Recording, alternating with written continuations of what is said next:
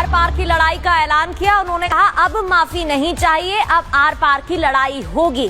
तो क्षत्रिय करनी सेना के अध्यक्ष राज शेखावत का ऐलान, अब माफी नहीं चाहिए, आर पार की लड़ाई का ऐलान किया। कब तक सांसद रहेंगे रामजी लाल सुमन और अखिलेश यादव, कब तक रामजी लाल सुमन को बचाएंगे, राज शेखावत ने ये बयान दिया है। उन्होंने कहा है कि अब बहुत देर हो चुकी है और अब माफी नहीं चाहिए। सुनिए। खुले तौर पर धमकी दी है रामजी लाल सुमन बिल्कुल घर में, और अखिलेश यादव तो ये कह रहे हैं कि अगर कुछ होता है रामजी लाल सुमन को तो उत्तर प्रदेश के मुख्यमंत्री जिम्मेदार होंगे। नहीं, वो क्यों होंगे? क्षत्रिय करनी सेना हम योद्धा जिम्मेवार रहेंगे ना। मुख्यमंत्री को जिम्मेवारी हम क्यों दें? भाई जब पूरा मूवमेंट हम चला रहे हैं, हम सुमन लाल को घर में घुसकर मुंह तोड़ जवाब देने की बात हम कर रहे हैं। क्या हड्डी तोड़ जवाब देने की बात हम कर रहे हैं। मुंह तोड़ जवाब क्या? तो हम मुंह तोड़ जवाब क्या? हमारी ना, मुंह तोड़ हड्डी तोड़ जवाब देंगे, कुटाई करेंगे, उनको मारेंगे, बिल्कुल मारेंगे। अच्छा। कुटाई करेंगे, करें क्या और?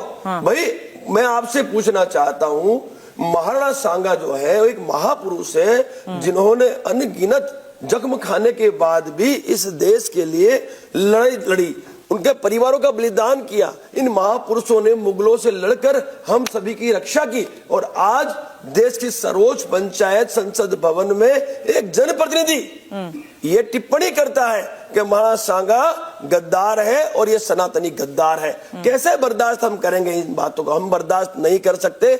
हमने भूतकाल में इतनी माफिया दी है कि आज ये दिन देखने की नौबत हमें आ गई। तो हमने ये सुनिश्चित कर लिया, हमारा जो गरम दल है, गरम दल ने ये सुनिश्चित कर लिया है कि अब हम जो भी व्यक्ति हमारे महापुरुषों पे, देवी देवताओं पे, हमारे धार्मिक ग्रंथों पे अभद्र टिप्पणी करेगा उसको घर में घुसकर मुंह तोड़ जवाब दिया जाएगा, ताकि इन घटनाओं का पुनरावृत्ति रोका जा सके। और कोई विकल्प हमें नजर नहीं आ रहा है, क्योंकि संसद भवन में ये व्यक्ति जो कि जनप्रतिनिधि है उसे पता नहीं है क्या संविधान का वो कर रहा है, संविधान तोड़ रहा है, उसे पता तो है। उसके बावजूद संविधान का उसे डर नहीं है, तो संविधान से नहीं डराया जाएगा, अब कुटाई से ही इन्हें डराया जाएगा। और हम कुटाई करके दिखाएंगे। जब तक सुरक्षा है कब तक रखेगा राज्यसभा सांसद, कब तक रहेगा?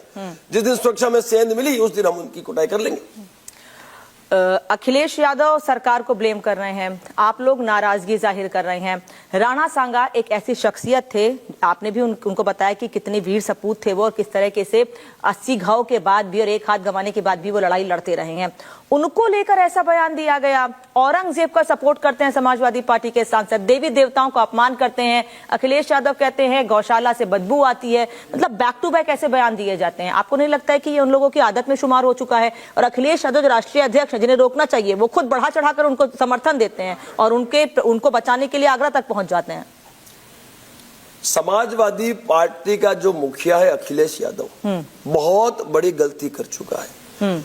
इस व्यक्ति को समर्थन करके उन्होंने ये तो सुनिश्चित कर लिया है कि आने वाले समय में जो भी चुनाव आएंगे, चाहे उत्तर प्रदेश में आए चाहे पूरे भारतवर्ष में आए, हम क्षत्रिय, मैं खास करके क्षत्रियों की बात करता हूं, हम जो क्षत्रिय हैं वो गांव-गांव जाकर इस पार्टी का बहिष्कार करवाएंगे और इस पार्टी का नामो निशान मिटाने में हमारा योगदान देंगे। क्योंकि हमारी जो लड़ाई थी वो उस व्यक्ति विशेष से थी, जिस व्यक्ति विशेष ने हमारे महापुरुष के लिए अभद्र टिप्पणी की थी। क्या आवश्यकता थी अखिलेश यादव को उसे समर्थन करने की? क्या अखिलेश यादव सनातनी नहीं है? उसका आप स्टेटमेंट सुनिए, उसने समस्त सनातनियों को गद्दार कहा है। तो अब ये जो है लातों के भूत है, बातों से मानेंगे नहीं।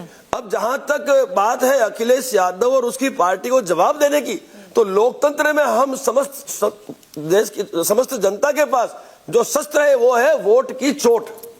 हमने जिस तरह से भाजपा ने जब गुजरात में पुरुषोत्तम रूपाला के लिए उनके जो एक सांसद ने अभद्र टिप्पणी की थी, तो हमने वोट की चोट से उन्हें जवाब दिया था।